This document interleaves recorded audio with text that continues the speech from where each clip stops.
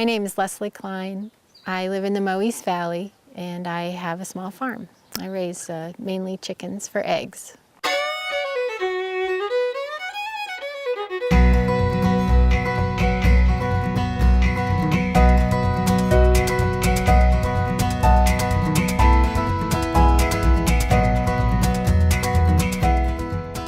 I've lived in Montana off and on for 30 years.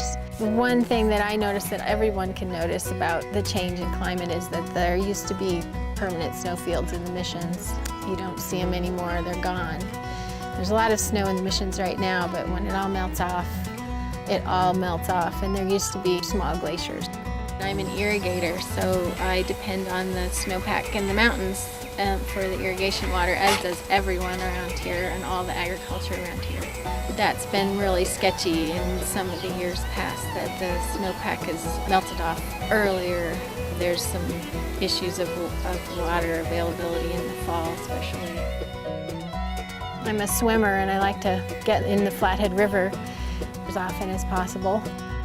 I swim on all the hot days, and now I notice that the river gets to be almost tepid in the late season, probably because the glaciers aren't feeding it as much and keeping the water temperature cool. It seems like there's more variability in the weather. The early frost date and late frost dates, they almost seem like they don't mean anything anymore, those average frost dates. Variability is the rule now, you just don't know what to expect. Growers in this area, a lot of the vegetable growers are getting high tunnels, they call them, or hoop houses.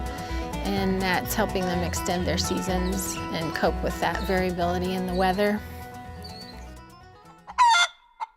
We live in bear country, but we've never had trouble with grizzly bears until last year. We are at least 20 miles from the Mission Mountains, and we know we have black bears, but we weren't expecting the grizzlies out this far into the valley. We had a visit from a mom, a sow and 2 cubs that broke into my coops and killed a bunch of chickens.